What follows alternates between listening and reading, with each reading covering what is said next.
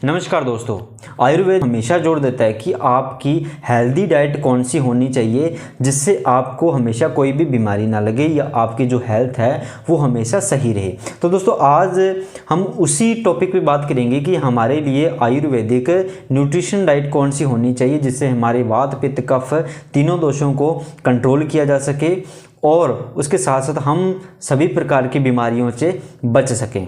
अबे जल्दी बोल, कल सुबह पनवेल निकलना। दोस्तों वेलकम बैक, मैं आपके साथ अवतार सिंह और आप देख रहे हैं मेरा यूट्यूब चैनल आयुर्वेद शिक्षा। और अभी तो रुको, क्लाइमैक्स अभी बाकी है। तो चलो दोस्तों इसे समझने की कोशिश करते हैं और सबसे पहले बेसिक प्रिंसिपल जाते हैं आयुर्वेदा के बारे में। आयुर्वेदा दोस्तों पूरी तरीके से 3 दोषों पे काम करता है, वात पित्त और कफ दोष पे। यानी कि ये 3 दोष हैं जिन पे हमारा आयुर्वेदा टिका हुआ है। बट दोस्तों मैं आपको एक बात बताता हूँ, साइंस के हिसाब से मनुष्य एक ऐसी प्रजाति है जो सबसे सर्वश्रेष्ठ है, यानी कि मनुष्य के बराबर का कोई भी प्राणी नहीं है। परंतु आयुर्वेद के अनुसार दोस्तों हमने पिछली बहुत सारी वीडियो में हमने जाना कि संसार में सभी प्राणी एक समान है, यानी कि सभी में वात पित्त और कफ यानी कि तीनों दोषों से ही सभी प्राणियों का, सभी जीव जंतुओं का निर्माण हुआ है और मनुष्य कोई अलग से कोई सर्वश्रेष्ठ प्राणी नहीं है। ये इस अहंकार को हमें त्यागना होगा। तू समझा? हाँ। नहीं, तू समझा नहीं। तो दोस्तों आज हम उसी वात पित्त और कफ दोष के बारे में थोड़ा थोड़ा चर्चा करेंगे और उसके साथ साथ हम जानेंगे कि इनके लिए हम एक बैलेंस्ड डाइट कैसे तैयार कर सकते हैं और वो कौन से नियम हैं जिनको फॉलो करके हम अपने जीवन को हमेशा स्वस्थ बना सकते हैं। हर इंसान में दोस्तों वात पित्त कफ का एक यूनिक कॉम्बिनेशन यानी कि उनकी प्रकृति, यानी कि हर इंसान की एक अलग प्रकृति होती है। तो अगर आप भी प्रकृति को जानना चाहते हैं कि आपकी प्रकृति कौन सी है तो प्लीज़ डिस्क्रिप्शन में एक वीडियो होगा, उस वीडियो को जाके सबसे पहले देखें, उसके बाद इस वीडियो को देखें, क्योंकि दोस्तों आपको जानना होगा कि आपकी प्रकृति कौन सी है। अगर आपने अपनी प्रकृति को जान लिया तो उसके बाद आप अपने दोषा के हिसाब से अपनी वात पित्त और कफ दोष को कंट्रोल करने के लिए एक बढ़िया सी डाइट बना सकते हैं जिससे आपके शरीर हमेशा हेल्दी रहे और आपको कोई भी बीमारी ना हो। बात तो सही है। दौड़ना तो पड़ता है। अब वात प्रकृति के लोगों की बात करें तो दोस्तों वात प्रकृति के लोग हवादार और बेचैन स्वभाव के होते हैं। अगर उनका वात दोष बढ़ा हुआ है तो उनको क्या करना होगा कि गर्म चीज़ें, ज़्यादा तली हुई चीज़ें और जैसे गेहूं, सब्जियां, उबली हुई चीज़ें यानी कि जो रुक्ष आहार है उसको अवॉइड करना होगा, क्योंकि ये दोस्तों आपके वात दोष को बढ़ाने का काम करते हैं। क्योंकि दोस्तों आपकी प्रकृति भी वात है, अगर आपका वात दोष भी बढ़ा हुआ है तो इन चीज़ों को आपको हमेशा अवॉइड करना होगा, क्योंकि ये आपके वात दोष को बढ़ाने का काम करते हैं। अब बात करेंगे पित्त दोष को। पित्त दोष के लोग कहते हैं बहुत ज़्यादा एग्रेसिव होते हैं, यानी कि गुस्से वाले व्यक्ति होते हैं।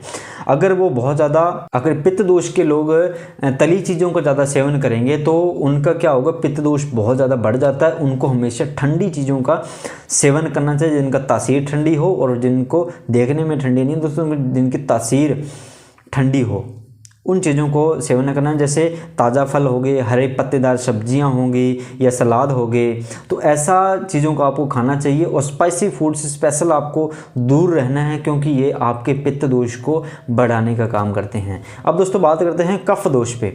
कफ दोष के लोग हमेशा शांत और अपने काम से काम रखने वाले लोग होते हैं और इनको हमेशा गर्म और हल्का खाना खाना चाहिए। ज़्यादा भारी खाना नहीं खाना चाहिए और ज़्यादा ठंडा खाना भी नहीं खाना चाहिए, क्योंकि इनकी प्रवृत्ति होती है, ये ठंडे होते हैं, इनको गर्म खाना खाना चाहिए हमेशा। और स्पेशली दोस्तों जो कफ दोष के लोग हैं उनको मिठाई से परहेज़ रखना चाहिए, क्योंकि मिठाई होती है वो क्या करती है, आपके कफ दोष को बढ़ाने का काम करती है। अब दोस्तों पहले नियम में हमने जान लिया कि वात पित्त और कफ प्रकृति लोगों को कैसा खाना चाहिए। अब दूसरा नियम ये कहता है कि आपको क्या करना होगा कि आपको अपने माइंडफुल ईटिंग प्रैक्टिस का एक प्रोसेस होता है उसको फॉलो करना होगा।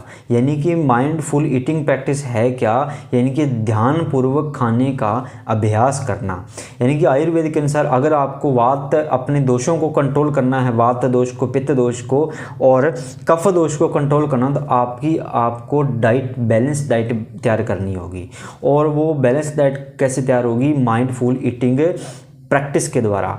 इस प्रैक्टिस में शामिल क्या होता है, जैसे कि इसमें शामिल होता है ये आपको जहाँ भी खाना खाएं वहाँ का वातावरण शांत और साफ़ सुथरा वातावरण चाहिए। यानी कि जहाँ भी आप खाना खा रहे हैं वहाँ कोई शोर शराबा नहीं होना चाहिए, किसी प्रकार की गंदगी नहीं होनी, किसी प्रकार कीट पतंगे मच्छर वगैरह ऐसी गंदगी नहीं होनी चाहिए। और एक ऐसा वातावरण होना चाहिए जहाँ पर आपका सिर्फ और सिर्फ ध्यान आपके खाने पर हो, न कि आपके मोबाइल पर। अब कुछ लोग क्या करते हैं कि खाना तो खा रहे हैं पर क्या करते हैं, साथ में टीवी देख रहे हैं, कोई मूवी देख रहे हैं, कोई एंटरटेनमेंट के लिए वीडियो देख रहे हैं, या कोई लैपटॉप पे काम कर रहे हैं, या कुछ लिख रहे हैं। तो ऐसे में क्या होता है दोस्तों, वो उनका पेट तो भर जाता है पर उससे क्या होता है, उनकी लार नहीं बनती खाने में और वो खाना डाइजेस्ट सही तरीके से नहीं होता और वो क्या करता है, उनके दोषों को इम्बैलेंस कर देता है।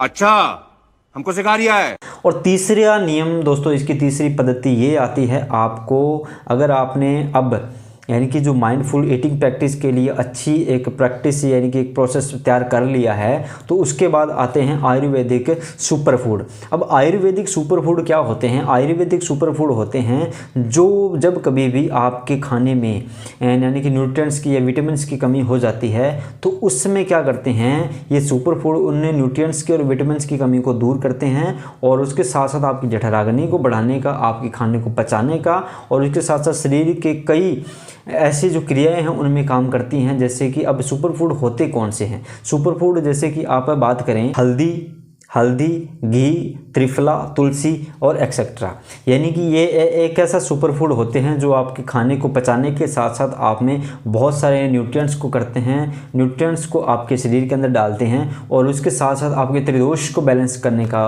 काम भी करते हैं।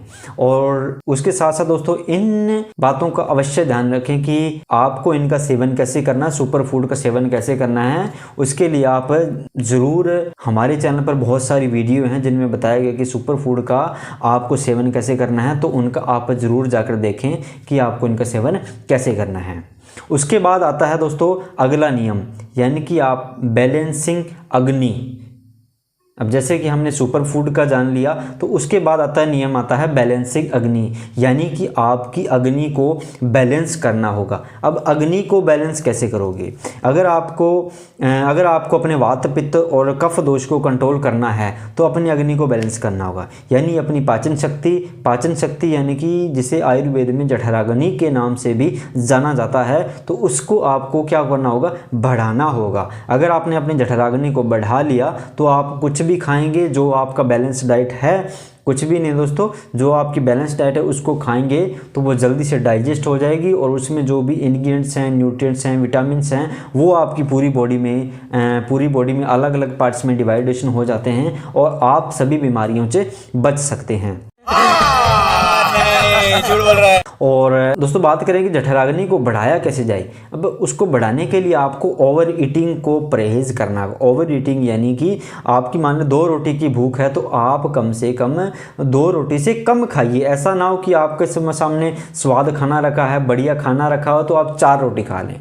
नहीं दोस्तों, आपको ओवर ईटिंग से बचना होगा हमेशा, एक दिन की बात नहीं है, हमेशा आपको इससे बचना होगा।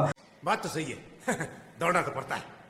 और उसके साथ साथ आपको हमेशा फ्रेश खाना खाना चाहिए, यानी कि खाना बन चुका उसके एक आधे घंटे में उस खाने को खा लीजिए। ऐसा नहीं कि सुबह का खाना शाम को खा रहे हैं और शाम का खाना सुबह खा रहे हैं, ऐसा खाने से आप अवॉइड कीजिए, क्योंकि ये हमारे त्रिदोष को बढ़ाने का काम करती हैं, हमारी जठराग्नि को घटाने का काम करती हैं, जिससे हमारे अंदर बहुत सारी बीमारियाँ हो सकती हैं। और उसके साथ साथ ताज़ा बना हुआ भोजन सेवन करना चाहिए, यानी कि जैसे हमने जाना कि ताज़ा सेवन करना चाहिए।